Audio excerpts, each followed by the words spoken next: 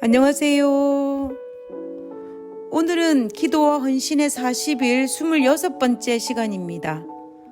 오늘의 제목은 그리스도인들의 투쟁입니다. 오늘의 주제는 그리스도인들이 겪는 죄와의 영적 투쟁에서 승리하는 비결을 소개하고 있습니다. 그것은 성령을 통해 우리 안에 계신 예수님에게 죄와의 투쟁에서 우리를 대신하여 싸우시도록 하는 것입니다. 세상을 살아가는 사람들은 누구나 나름대로 자신의 기준에 의해 선과 악을 구분하여 선하게 살고자 노력합니다. 그런데 문제는 그 기준입니다. 어떤 사람들은 나는 살인도 안 했고 도둑질도 안 했는데 내가 무슨 죄인이냐고 항변하는 사람들도 있습니다. 어떤 경우에는 이 사람의 말이 맞을 수도 있습니다. 왜냐하면 그것은 그가 속해 있는 사회적인 법에 의해서 처벌을 받는 것을 기준으로 삼았기 때문입니다. 그 기준에 의하면 그는 분명히 죄인이 아님이 맞습니다. 그런데 문제는 우리는 그리스도인이라는 것입니다. 우리가 한 사회에 속해 있는 시민이기 전에 하늘의 시민권을 둔 그리스도인이라는 것입니다. 그러면 우리는 우리가 속해 있는 나라의 법도 지켜야 하지만 그보다 더 우선시 되어야 할 것은 세상의 법보다 더 고등법인 하늘의 법을 지켜야 한다는 것입니다. 그래서 하늘의 시민권을 가진 하나님을 믿는 그리스도인들이 행하는 죄와의 투쟁과 이 땅의 시민권만을 가진 시민들이 행하는 죄와의 투쟁은 근본적으로 다를 수밖에 없습니다. 그러므로 하늘 시민권을 가진 그리스도인들은 영적으로 치열한 죄와의 투쟁은 피할 수 없는 과제입니다. 어쩌면 이 문제를 바울이 로마서에 가장 잘 정리해 놓지 않았나라는 생각을 하게 됩니다. 바울이 로마서를 기록할 시기는 3차 선교 여행 도중인 고린도 교회에서 기록하였습니다. 그리고 로마서의 수신자는 로마 교회 교인들입니다. 로마 교회는 예수님께서 성천하신 이후에 오순절에 그 절기를 참석하기 위해서 로마에서 예루살렘에 온 경건한 유대인들이 베드로의 설교를 듣고 회심한 이후에 로마로 돌아가서 세운 교회입니다. 그러므로 로마 교회는 경건한 유대인 중심으로 세워진 교회였고 물론 나중에 회심한 이방인도 함께 섞여 있기는 하였지만 바울이 개척한 교회보다는 행위를 강조하는 경건한 유대인의 성향을 가진 교회였습니다. 그래서 바울은 특별히 로마 교회의 행위로 말미암는 구원보다는 믿음으로 말미암는 구원을 더 강조하여 편지를 적었던 것입니다. 그렇기 때문에 그리스도인이 가지고 있는 이 죄의 투쟁에 대해서도 자신의 간증을 들어서 설명하고 있는 것입니다. 바울이 로마서에서 말하고 있는 것은 그리스도인의 영적 투쟁은 하나님을 섬김으로 말미암아 성령의 음성을 통하여 우리는 하나님의 뜻을 준행하고 순종하고자 하는 갈망이 생긴다는 것입니다. 그래서 바울은 로마서 7장 22절에서 속 사람은 하나님의 법을 즐거워한다라고 이야기했습니다. 그런데 문제는 마음은 원이로되 육신이 약하다고 표현한 것처럼 현실은 6,000년이라는 긴 시간 동안 사탄의 영향권 아래에 있음으로 말미암아 죄를 사랑하는 이 악한 본성이 우리를 지배하고 있다라는 사실입니다. 그 사실을 발견한 것입니다. 그러므로 내 안에 있는 두 마음, 죄를 사랑하는 악한 본성과 하나님께 순종하고자 하는 이 본성, 이 두 본성이 치열하게 싸우는 것입니다. 이것이 바로 그리스도인의 투쟁입니다. 이 투쟁은 단순히 세상 법인 살인을 하느냐, 도둑질을 하느냐라는 드러난 죄를 기준으로 하는 것이 아니므로 더욱 치열한 내적 투쟁입니다. 이 투쟁이 얼마나 치열한지 바울은 이렇게 고백합니다. 로마서 7장 19절에 내가 원하는 바 선은 행치 아니하고 도리어 원치 아니하는 바 악은 행하는도다. 내가 원하는 것은 하나님께 순종하고자 하지만 도리어 내가 원치 않는 죄를 사랑하고 있는 자신의 모습을 발견하고 있다라고 고백하는 것입니다.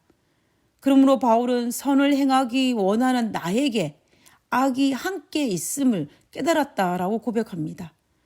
그런데 도저히 자신의 힘으로는 내가 원하는 하나님께 순종하고자 하는 삶을 살 수 없음을 깨달아서 그가 고백하기를 로마서 7장 24절과 25절에서 오라 나는 공고한 사람이로다. 이 사망의 몸에서 누가 나를 건져내랴. 우리 주 예수 그리스도로 말미암아 하나님께 감사하리로다. 그런즉 내 자신이 마음으로 하나님의 법을 육신으로는 죄의 법을 섬기노라 라고 고백하였습니다. 마음으로는 하나님의 법을 섬기지만 현실적으로 육신적으로는 죄의 법을 섬긴다라고 고백하고 있는 것을 볼 수가 있는 것입니다. 이 고백은 바울의 고백뿐만이 아니라 모든 그리스도인의 고백임을 우리는 경험적으로 압니다. 그래서 보통 처음에 하나님을 받아들이고 난 이후에 그 사람의 얼굴을 보면 얼굴에 빛이 날 정도로 기쁨과 활력이 넘칩니다. 그러다가 시간이 좀 지나고 나면 그 빛은 사라지고 갈등의 빛이 얼굴에 가득하여 의기소침해지고 있는 모습을 보게 됩니다. 왜냐하면 처음에는 하나님의 사랑을 발견하고 너무 기뻐하다가 자신의 삶 속에 존재하는 하나님께서 싫어하시는 죄를 사랑하는 자신의 악한 본성을 발견하고 그런 그리스도인의 투쟁이 시작된 것입니다. 그런데 문제는 하나님을 순종하려고 최선을 다해 노력해 보지만 번번이 실패했다라는 것입니다. 도저히 자신의 싸워서 이길 수 있는 문제가 아님을 깨달았기 때문에 기쁨과 활력 대신에 그 얼굴빛은 사라지고 의기소침해질 수밖에 없었던 것입니다. 우리는 여기에서 이 문제를 잘 해결해야 합니다. 만약 잘 해결하지 못하면 투쟁에서 실패하는 것에서 무감각한 이름만 무늬인 그리스도인으로 남을 수도 있고 투쟁을 포기하고 하나님을 떠날 수도 있다라는 것입니다. 실제로 이런 일들이 우리 주변에 비일비재하게 발생합니다. 사실 저도 이 문제를 오랫동안 해결하지 못한 채 숙제로 뜨거운 감자처럼 들고 있었음을 고백합니다. 바울은 로마서 8장에서 그 문제에 대해서 해답을 제시하고 있습니다. 로마서 8장 1절에서 2절에 그러므로 이제 그리스도 예수 안에 있는 자들에게 결코 정죄함이 없나니 그들은 육신을 따라 행하지 아니하고 성령을 따라 행하느니라. 이는 그리스도 예수 안에 있는 생명의 성령의 법이 죄와 사망의 법에서 나를 해방시켰기 때문이라. 바울의 고백은 육신은 연약하여 할 수 없지만 누구를 통하여? 성령을 통하여 가능하였다라고 고백합니다. 바울의 이 고백에서 말하고자 하는 것은 우리의 힘으로는 절대로 이 투쟁에서 승리할 수 없으니 성령을 통하여 우리 안에 계신 예수님께서 우리를 대신하여 투쟁하시도록 투쟁의 양도권을 드림으로 승리할 수 있다라고 이야기하는 것입니다. 사도 바울은 이것을 성령을 쫓아 행하는 것이라고 이야기합니다. 갈라디아 5장 16절에 내가 이르노니 너희는 성령을 쫓아 행하라. 그리하면 육체의 욕심을 이루지 아니하리라. 결국 성령의 침례를 받으면 죄를 사랑하는 이 악한 본성을 이길 수 있다라고 이야기하는 것입니다. 우리는 이제 그리스도인이 겪는 영적인 이 투쟁에서 자기 자포하여 무늬만 그리스도에 남기보다는 뒤로 물러나기보다는 성령의 침례를 통해 내 안에 계신 예수님을 통해 죄에서 승리하는 경험을 해야겠습니다.